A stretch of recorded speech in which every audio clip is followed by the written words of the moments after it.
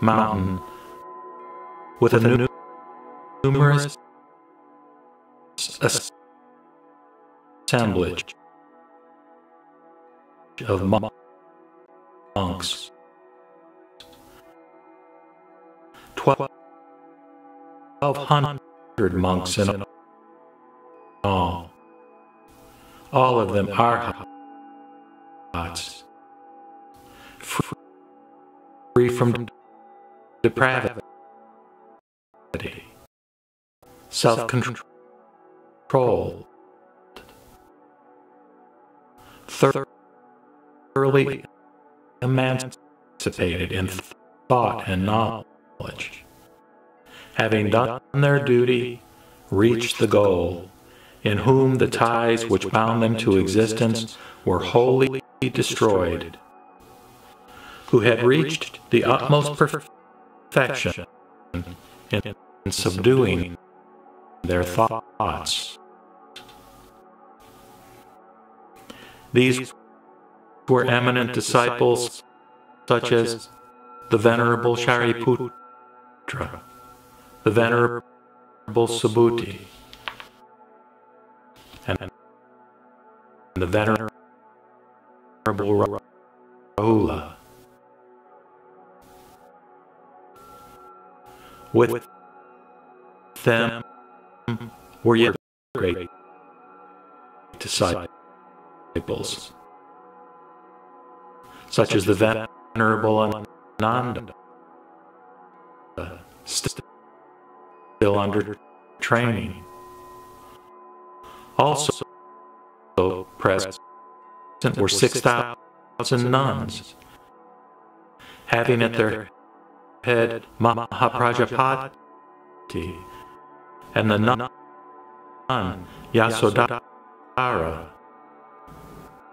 the mother of Rahula. Further, there were 80,000 bodhisattvas, all endowed with perfect enlightenment, firmly standing in wisdom, who rolled forward the never-deviating wheel of the law, who, under many hundreds of thousands of Buddhas, had planted roots of goodness, were fully penetrated with the feeling of charity, and were capable in communicating the wisdom of the Tathagatas. These bodhisattvas were renowned in many thousands of worlds, having saved myriad sentient beings. Included were the bodhisattvas Manjusri, Avalokiteshvara, Mahastama-Pramta, and Maitreya.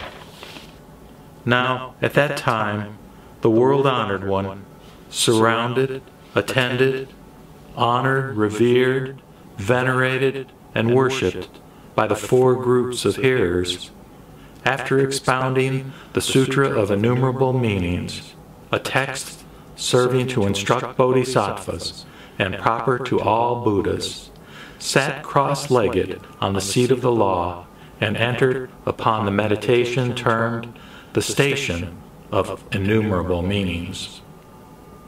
His body was motionless, and his mind had reached perfect tranquility.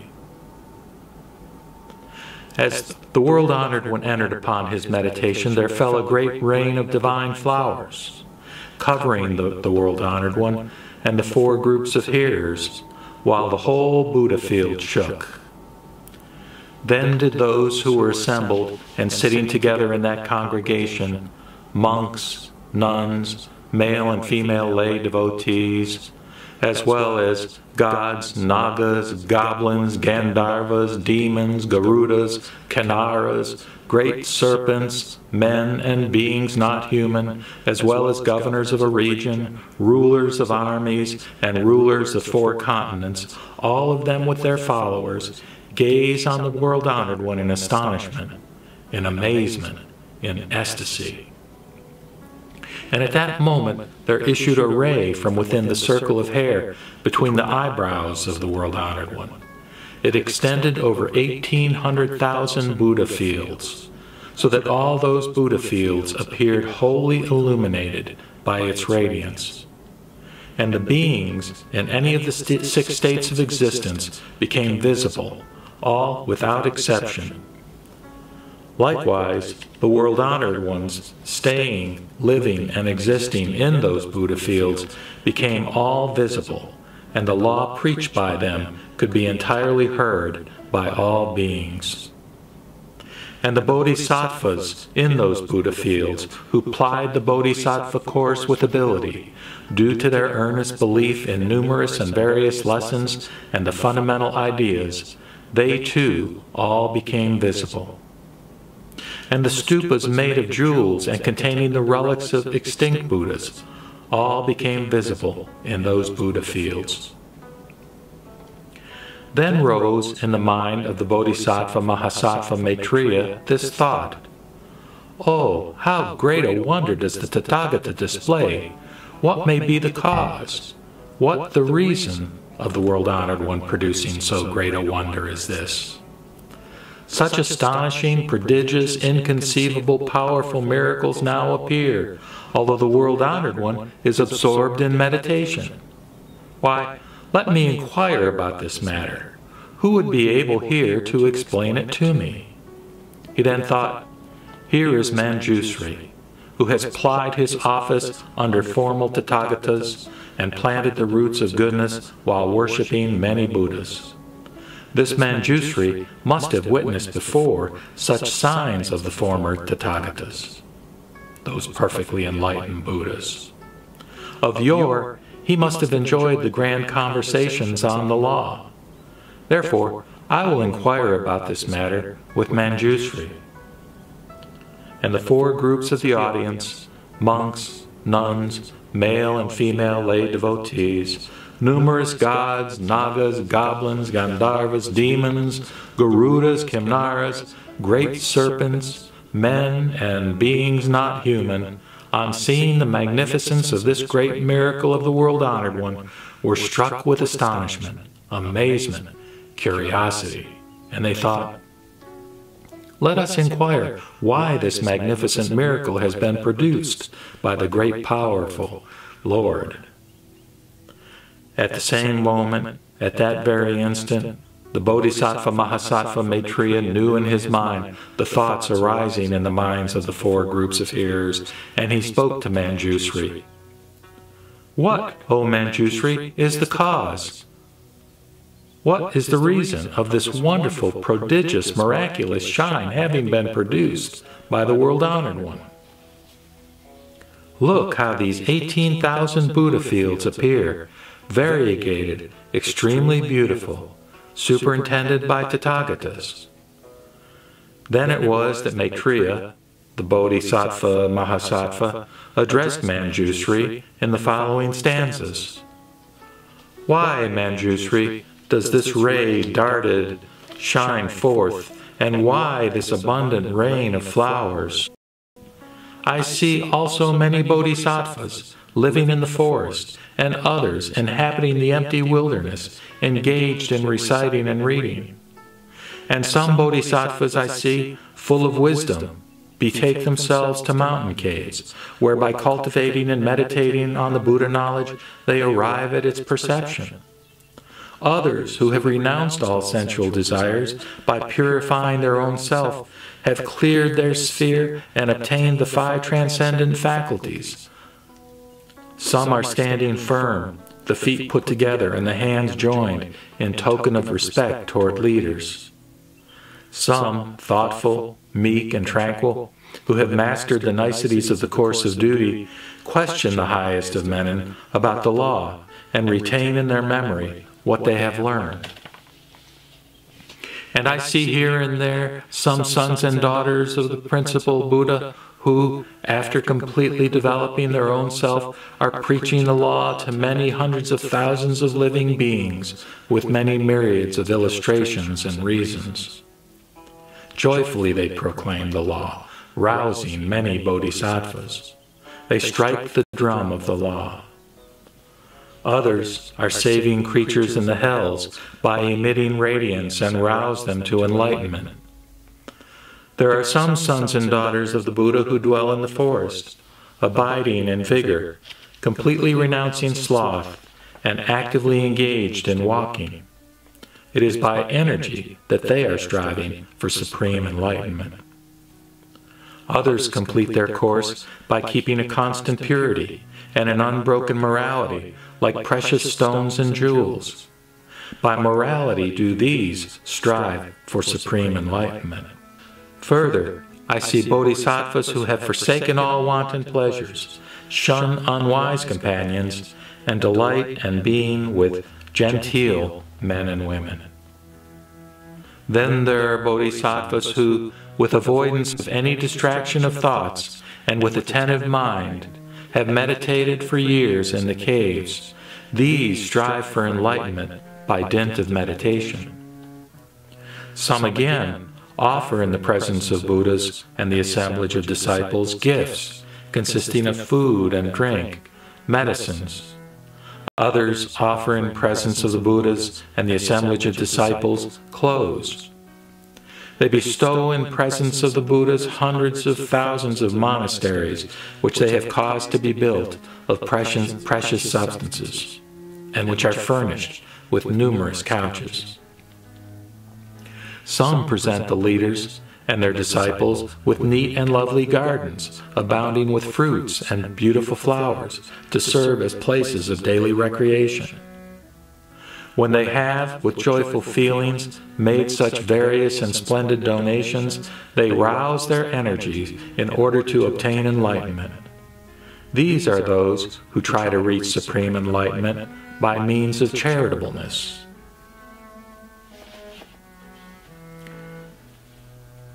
There are also sons and daughters of the Buddha who try to reach enlightenment by wisdom. They understand the law of emptiness, unattached, like birds in the sky. Further, I see many bodhisattvas who are worshipping the relics of the Buddhas. I see thousands of stupas, numerous as the sands of the Ganges River, which have been raised by these sons and daughters of the Buddhas, and now adorn thousands of grounds. Those magnificent stupas, made of 7 precious substances, measure in height to no less than 5,000 yojanas and 2,000 in circumference. Such honor do the sons and daughters of the Buddhas render to the relics of the Buddhas, so that all directions of space are brightened. From this spot I behold all this, those numerous thousands of creatures, both in this world and heaven, covered with flowers, owing to the single ray shot forth by the Buddha. Oh, how powerful is the leader of men! How extensive and bright is his knowledge, that a single beam darted by him over the world renders visible so many thousands of fields. We are astonished at seeing this sign and this wonder so great, so incomprehensible. Explain me the matter, O Manjusri. The sons and daughters of the Buddha are anxious to know it. The 4 groups of the congregation in joyful expectation gaze on thee, O hero, and on me. Gladden their hearts, remove their doubts, grant a revelation, O son of the Buddha. Why is it that the Buddha has now emitted such a light? It must be for some purpose that this great ray has been emitted. Is the world-honored one to show the primordial laws which he, the highest, discovered on the terrace of enlightenment? Or is he to prophesy the bodhisattvas their future destiny? There must be a weighty reason why so many thousands of fields have been rendered visible, variegated, splendid, and shining with gems, while Buddhas of infinite sight are appearing. Men, gods, goblins, and titans, the 4 groups of the congregation are eagerly awaiting what answer Manjusri shall give in explanation. Whereupon Manjusri, the Prince Royal, addressed Maitreya, the Bodhisattva Mahasattva, and the whole assembly of Bodhisattvas in these words. It is the intention of the Tathagata to begin a grand discourse for the teaching of the law, to pour the great rain of the law, to make resound the great drum of the law, to raise the great banner of the law, to kindle the great torch of the law, to blow the great trumpet of the law, and to strike the great timbrel of the law. Again, it is the intention of the Tathagata to make a grand exposition of the law this very day. I have witnessed a similar sign of the former Tathagatas, the perfectly enlightened. Those former Tathagatas, they too emitted a lustrous ray, and I am convinced that the Tathagata is about to deliver a grand discourse for the teaching of the law and make his grand speech on the law everywhere heard. And because the Tathagata wishes that this Dharma be heard everywhere, therefore does he display so great a miracle, this foretoken of consisting in the luster occasioned by the emission of a ray. I remember the days of yore, many immeasurable, inconceivable, immense, infinite, countless eons ago. There was born a Tathagata called Chandra Surya Pradipa, a Sugata, a knower of the world, a teacher, a Buddha. He showed the law. He revealed the duteous course, which is holy at its commencement, holy in its middle, and holy at the end, good in substance and form, complete and perfect, correct and pure. That is to say, to the disciples he preached the law containing the Four Noble Truths, the chain of causes and effects, finally leading to nirvana. And to the Bodhisattvas he preached the law connected with the six perfections, and terminating in the attainment of supreme perfect enlightenment. It was at that time, Maitreya, that the world-honored one, Chandra Surya Pradipa, the Tathagata, after expounding the Dharma called the Sutra of Innumerable Meanings, a text of great extension serving to instruct bodhisattvas and proper to all Buddhas, at the same moment and instant, at the same gathering of the classes of groups, sat cross-legged on the same seat of the law and entered upon the meditation termed the Station of Innumerable Meanings. His body was motionless, and his mind had reached perfect meditation. And as soon as the world-honored one had entered upon meditation, there fell a great rain of divine flowers, covering the Lord or classes of hearers, while the whole Buddha field shook in 6 ways. At that moment there issued a ray from within the circle of hair between the eyebrows of the world-honored one. It extended over 1,800,000 Buddha fields, so that all those Buddha fields appeared wholly illuminated by its radiance, just like the Buddha fields do now, O Maitreya. At that juncture, Maitreya, there were 20 kotis of bodhisattvas following the Lord. All hearers of the law in that assembly, on seeing how the world was illuminated by the luster of that ray, felt astonishment, amazement, ecstasy, and curiosity. Now it happened, Maitreya, that there was a bodhisattva called Varaprabha who had 800 pupils.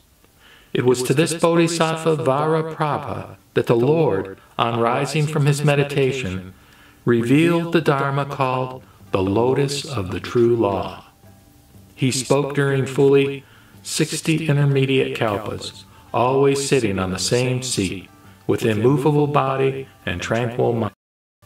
And the whole assembly continued sitting on the same seats, listening to the preaching of the Lord for 6 intermediate kalpas, there being not a single creature in that assembly who felt fatigue of or mind. As the Lord Chandra Surya Pradipa, the Tathagata, during 60 intermediate kalpas, had been expounding the Dharma called the Lotus of the True Law, a text of great development, serving to instruct bodhisattvas and proper to all Buddhas. He instantly announced his complete nirvana to the world, saying, "Today, O monks, this night, in the middle watch, will the Tathagata, by entering the element of absolute nirvana, become wholly extinct." Thereafter, that very night, at that very watch, the world-honored one Khandra Surya Pratadipa, the Tathagata, became extinct by entering the element of absolute nirvana, and the aforementioned Dharma, termed the Lotus of the True Law, was kept in memory by the Bodhisattva Mahasattva Vajraprabha. During 80 intermediate kalpas did the Bodhisattva Vajraprabha keep and reveal the commandment of the world-honored one who had entered nirvana. Perhaps, Maitreya, you feel some doubt, perplexity, misgiving, that in those days, at that time, there was another Bodhisattva Mahasattva Vajraprabha, preacher of the law. But do not think so. Why? Because it is I myself who in those days, at that time, was the Bodhisattva Mahasattva Vajraprabha. The world-honored one, the supreme king of the Sakyas, the all-seeing, who knows the highest truth, is about to pronounce the excellent sutra which I have heard before. That very sign displayed at present is a proof of the skillfulness of the leader.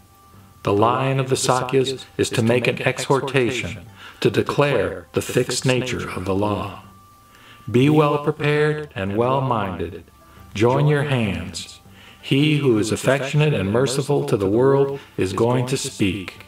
He is going to pour the endless rain of the law and refresh those who are waiting for enlightenment. And if some should feel doubt, uncertainty, or misgiving in any respect, then the wise one shall remove it. For the Bodhisattvas here, striving after enlightenment.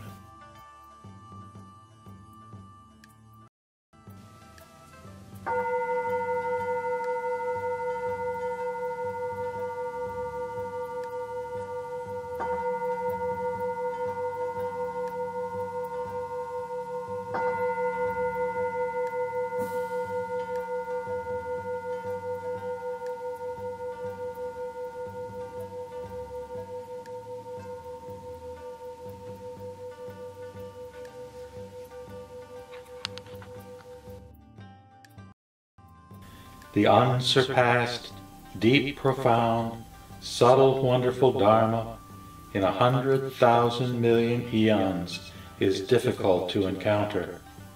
Now that I have come to receive and hold it within my sight and hearing, I vow to fathom the thus come one's true and actual meaning.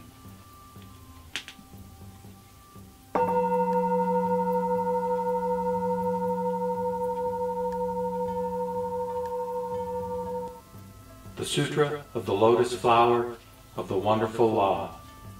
Chapter 2, Tactfulness. At that time, the world-honored one, rising quietly and clearly from contemplation, addressed Sariputra. The wisdom of Buddhas is very profound and infinite. Their wisdom school is difficult to understand and difficult to enter. The Buddhas have been in fellowship with countless 100,000 kotis of Buddhas, perfectly practicing the infinite law of all Buddhas, boldly and zealously advancing and making their fame universally known, perfecting the very profound, unprecedented law, and preaching, as opportunity served, its meaning so difficult to understand. Sariputra, ever since I became Buddha, with various reasonings and various parables, I have widely discoursed and taught, and by countless tactful methods have led living beings, causing them to leave all attachments. Wherefore, because the Tathagata is altogether perfect in his tactfulness and paramita of wisdom. Sariputra, the wisdom of the Tathagata is broad and great, profound and far-reaching. His mind is infinite. His expositions are unimpeded. His powers, his fearlessness, his meditations, his emancipations, his contemplations have enabled him to enter into the boundless realms and to accomplish all the unprecedented law. Sariputra, the Tathagata is able to discriminate everything, preaching the laws skillfully, using gentle words, and cheering the hearts of all. Sariputra, essentially speaking, the Buddha has altogether fulfilled the infinite, boundless, unprecedented law. Enough, Sariputra, there is no need to say more. Wherefore? Because the law which the Buddha has perfected is the chief unprecedented law, and difficult to understand. Only a Buddha, together with a Buddha, can fathom the reality of all existence. This is to say, all existence has such a form, such a nature, such an embodiment, such a potency, such a function, such a primary cause, such a secondary cause, such an effect, such a recompense, and such a complete fundamental whole. At that time, the world-honored one, desiring to proclaim this teaching over again, spoke thus in verse. Immeasurable are the world's heroes, embracing gods and men in the world. Among all the living creatures, none can know the Buddhas. The Buddha's powers and fearlessness, emancipations and contemplations, and the Buddha's other laws, no one is able to measure. Of yore, I followed countless Buddhas, and perfectly trod the right ways of the profound and wonderful law. During infinite kotis of kalpas, after pursuing all those ways, having obtained perfect fruit on the wisdom throne, I was able to perfectly understand such great effects as these, the meaning of every nature and form. I and other Buddhas in the universe alone understand these things. This law is unexpressible, is beyond the realm of terms. All the other living beings, none can apprehend it, except the bodhisattvas who are firm in the power of faith. I say to Sariputra, the faultless and inscrutable, profound and mysterious law I now have wholly attained. I know these truths, as also do the Buddhas of the universe. Know, Sariputra, the words of Buddhas do not differ. In the laws preached by the Buddha, you should beget great strength of faith. After the Buddha's preparatory teaching, he must now proclaim the perfect truth. The Buddha employs tactful powers. All beings have various attachments. He leads them to obtain escape. Then Sariputra said to the Buddha, World-honored one, please explain. Please explain. In this present assembly, there are, equal with me, hundreds of thousands of myriad devotees who, in former lives, have followed the Buddha and been transformed by him. Such men and women as these can certainly believe respectfully, and throughout the night will peacefully rest, and in various ways be abundantly benefited. Then Sariputra, desiring to announce this meaning over again, spoke thus in verse. Most high honored of the living, please to explain the